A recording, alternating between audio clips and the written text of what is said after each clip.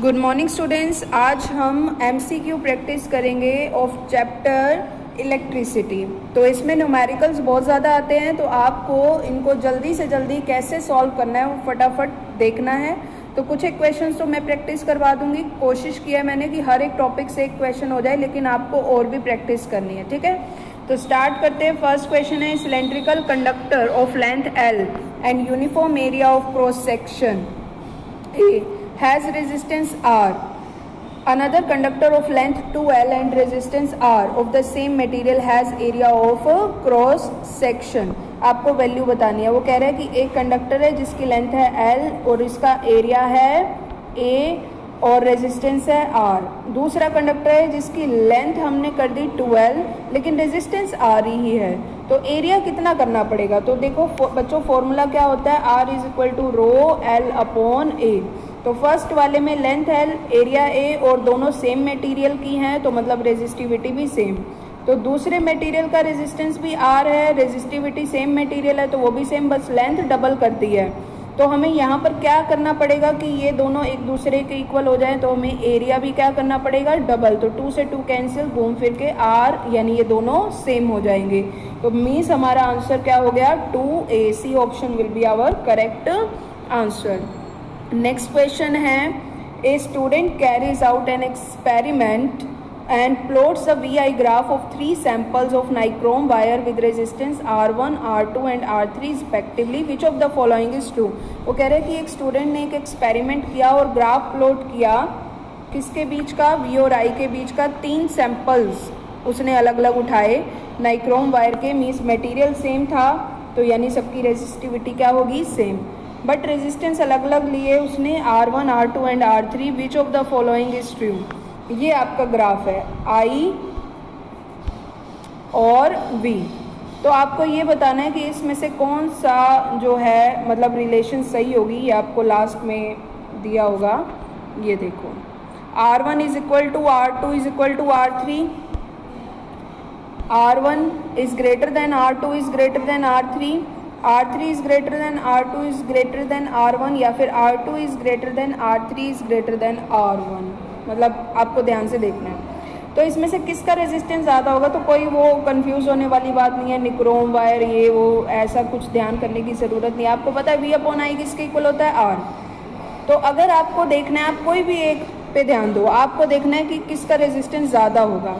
तो जिसका रेजिस्टेंस ज़्यादा होगा मतलब उसकी वोल्टेज की वैल्यू भी ज़्यादा होगी, बट करंट की वैल्यू क्या होगी, कम, है ना। तो फिर इस केस में अगर हम देखें तो R3 जो है इसकी वोल्टेज की वैल्यू देखो ज़्यादा है as comparison to R1 and R2। अगर आप ग्राफ पे वैल्यू प्लॉट करो, सपोज इधर आएगा 2, इधर आएगा 4, इधर आएगा 6, क्योंकि इंक्रीजिंग ग्राफ है ना ये। तो R3 की वोल्टेज ज़्यादा है और करंट क्या है, कम। तो ये बेस्ट सूटेबल है हमारी R की वैल्यू के लिए, यानी R3 की वैल्यू इससे ज़्यादा होगी रेजिस्टेंस की वैल्यू, और R2 की उससे कम और R1 की उससे भी कम होगी। तो हमारा आंसर क्या होगा, C option will be our correct answer. अब नेक्स्ट क्वेश्चन पे जाते हैं। ये रहा, a current of 1 ampere, current दे दिया आपको कितना, 1 ampere, is drawn by filament of an electric bulb. एक इलेक्ट्रिक बल्ब, ये फिलामेंट जो है इतना करंट ले रहा है। Number of electrons passing through a cross section filament in 16 second, और टाइम बता दिया आपको कितना, 16 सेकेंड। वो बोल रहे हैं नंबर ऑफ इलेक्ट्रॉन्स बताओ। तो हमें पता है करंट का फॉर्मूला होता है चार्ज अपॉन टाइम, और टोटल चार्ज किसके इक्वल होता है, number of electrons into electronic charge. कि मैं बोलूँ कि एक इलेक्ट्रॉन पे इतना चार्ज होता है और इस बॉडी पे टोटल 10 इलेक्ट्रॉन है, तो टोटल चार्ज कितना हो गया। हम N और E को आपस में क्या कर देंगे, मल्टीप्लाई। अब N हमें फाइंड आउट करना है, तो फॉर्मूला क्या हो गया, N नहीं है, ठीक है, I T अपॉन E। बस अब वैल्यू पुट कर देते हैं। तो क्या फॉर्मूला है आया N का, I T upon E। I given है 1, टाइम है 16 सेकेंड, और E की वैल्यू फिक्स होती है, कितनी होती है, 1.6 इंटू 10⁻⁻19 कूलम। एक इलेक्ट्रॉन पे कितना चार्ज होता है, 1.6 इंटू 10⁻⁻19। तो जब हम इसे सॉल्व करेंगे, ये पॉइंट अगर हटाएंगे हम, तो बाय में 10 आ जाएगा, ये 10 डिवाइड है, ऊपर जाके मल्टीप्लाई यानी 10⁻⁻1 होगा, और -1 इंटू -19 ये पूरा कितना हो जाएगा -20, और -20 जब ऊपर जाएगा तो ये कितना हो जाएगा 10⁻+20, 16 से 16 कैंसिल, यानी आंसर कितना आ जाएगा हमारा A 10⁻20 will be our correct answer. Next question पे आते हैं। In an electrical circuit 3 incandescent bulbs A, B and C of rating 40 watt, 60 watt and 100 watt respectively are connected parallel to an electric source.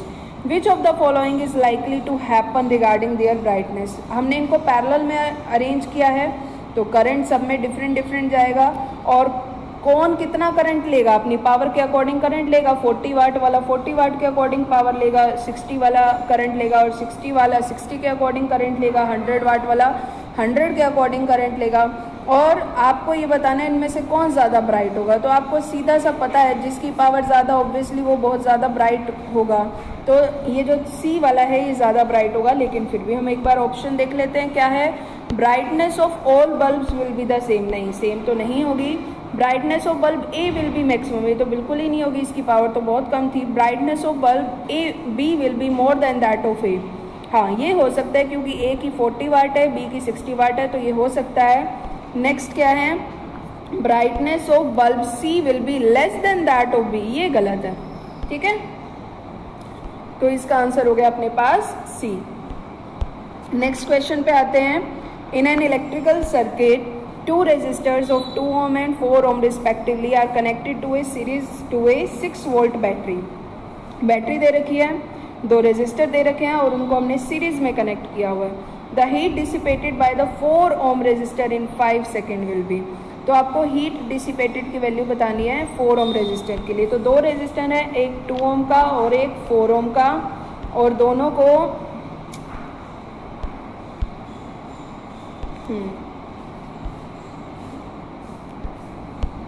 दोनों को हमने किसके साथ arrange करना है, सीरीज में 2 और 4। तो नेट रेजिस्टेंस अपने पास कितना हो गया 6 ओम, और वोल्टेज हमें कितनी गिवन है 6 वोल्ट। तो करंट कितना मिल रहा होगा दोनों को, I = V/R, that means 1 ampere हो गया।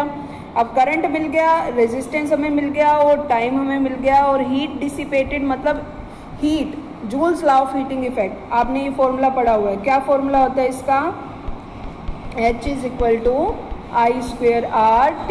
तो I आपको 1 मिल गया, R 4 मिल गया और टाइम मिल गया 5 सेकेंड। तो जब आप इसको मल्टीप्लाई करोगे तो 1 का स्क्वायर 1, 1 × 4 4, 4 × 5 कितना हो जाएगा 20। तो C option will be your correct answer. Next last question है हमारा, ये देखते हैं क्या है। Identify the circuit in which electrical components have been properly connected. तो अगर आप इन सबको ध्यान से देखो तो किस में प्रॉपरली कनेक्टेड है, आपका क्या आंसर आएगा। फर्स्ट में अगर आप देखो तो एमीटर के पॉजिटिव के साथ, एमीटर के पॉजिटिव के साथ पॉजिटिव कनेक्टेड है, बट नेगेटिव के साथ वोल्टमीटर के साथ नहीं। तो वैसे भी आपको पता है वोल्टमीटर किस में लगता है, पैरेलल में लगता है, तो ये ऑप्शन आपका सही नहीं होगा।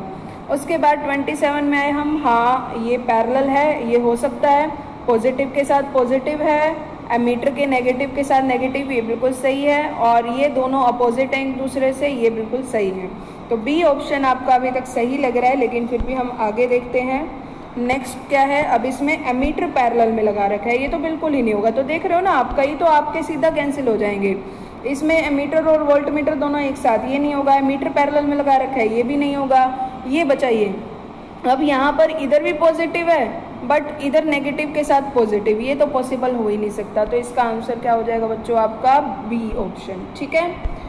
तो okay students, that is it for today, but आपको और भी प्रैक्टिस